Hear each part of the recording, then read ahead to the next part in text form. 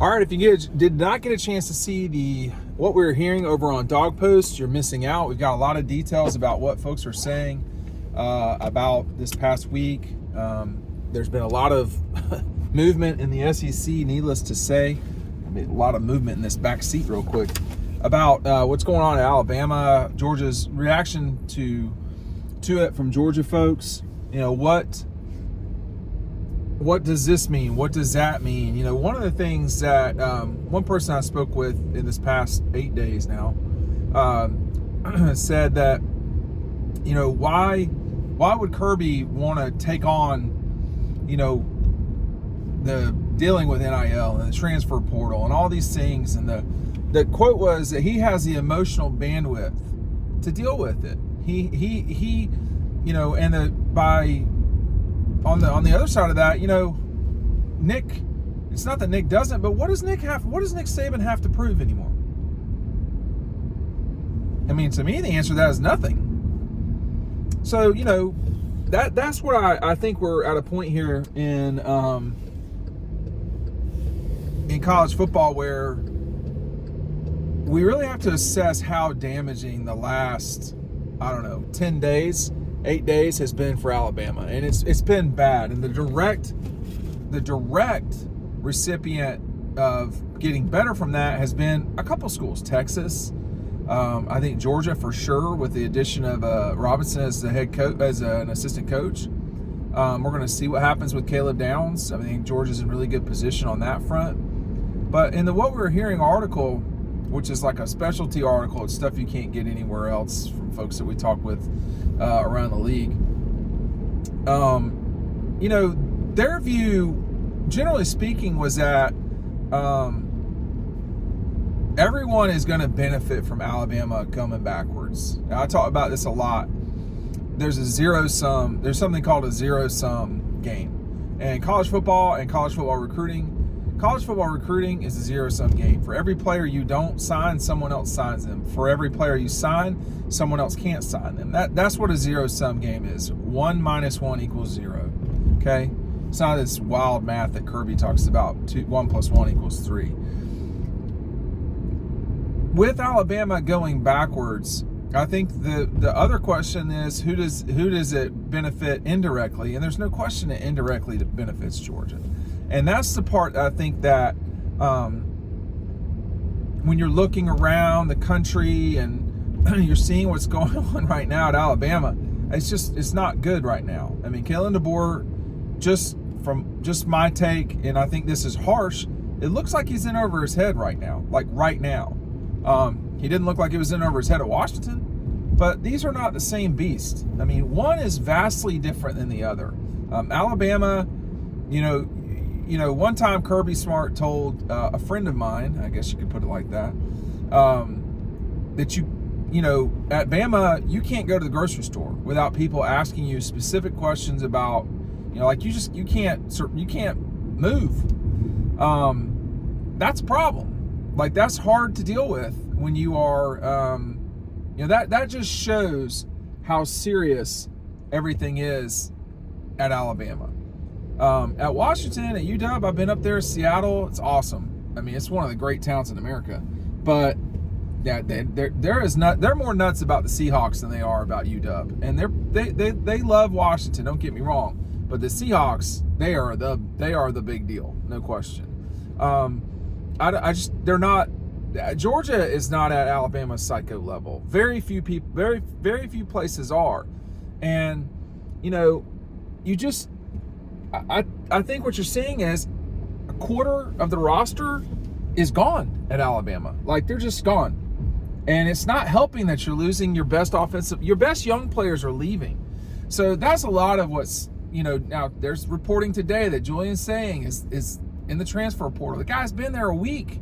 You know, that's not a good thing. What's going on right now at Alabama is not the way that you want to handle the start of your time at Alabama. And that's the difficult part for DeBoer right now. How is he really supposed to get this program moving in the right direction? And I think the correct answer to that would have been getting Robinson, keeping Robinson, that would keep a lot of guys who were thinking about leaving. It, you know, they'd stick around maybe. But that didn't happen. And so now, you know, what's going to happen with Caleb Downs? What's going to happen with, you know, Haynes, the very gifted running back? What's going to happen with, you know, whoever? That's the problem that you got at Alabama is there's just a lot of, I don't know what's going on right now from the players. They have a particular amount of time to leave within the league. There are rules set up for that. So it's just not been a very good time at Alabama, needless to say. Now that's not yet directly benefited Georgia in terms of players, but in terms of coaches, yeah. I mean, Travaris Robinson being at Georgia now, that matters. I mean, that will help Georgia. You know, you get Will Muschamp's got 2 kids in college. He might want to watch his younger son play at Vanderbilt if that happens. I don't know. So my understanding with Will coming over was he wasn't coming over to necessarily jump on the field and coach.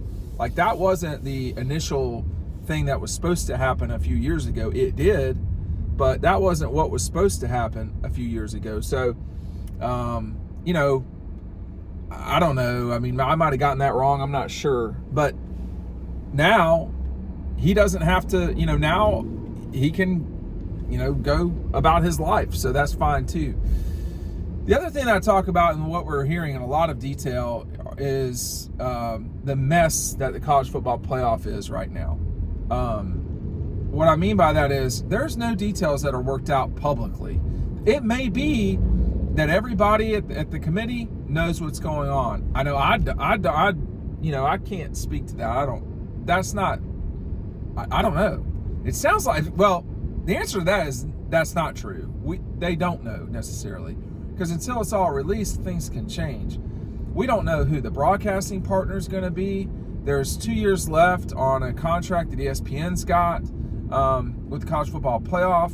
What does that mean? Are other entities going to try to get involved? Is ESPN going to sub-license things? I mean, there's just what's going to happen when, you know, if let's just say you're Clemson, you lose the ACC championship game to Florida State, but you're the 11 seed.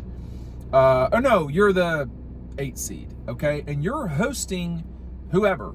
Nebraska, Dylan Raiola in Nebraska comes to Death Valley. Where is Nebraska going to stay? How many tickets are they going to get? What day are they playing on? You know, is the band coming? Or all these, there are so many different things that for decades have been worked out by the bowls. We don't have that anymore. We officially don't have that anymore. It's a total, this is totally new. And, you know, this is totally new, and we don't yet know what this is going to be like when we get it all nailed down. But there's a lot of, I wouldn't say there's confusion, but we don't know what we don't know yet, and that's a problem. So that's all of the stuff that I'm talking about and what we're hearing. Now, one thing that I think I would encourage folks to do is to get the article. I'm going to link it down below here in a second, and it will have all of the scuttlebutt that people are talking about with Georgia and directly what's happening with Alabama.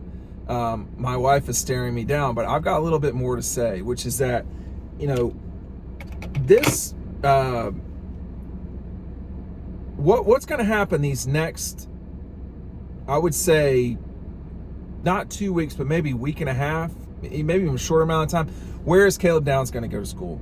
That's going to be a big thing. Is Haynes going to leave Alabama? Do they have other guys that are going to check out in the portal, the defensive line? I mean, like, what's really going on there? This could really be a massive problem for Alabama. And I think if you are Kalen DeBoer, you know, it's time to stop this bleeding, because they are bleeding like crazy. That's what I would be most concerned about if I were them.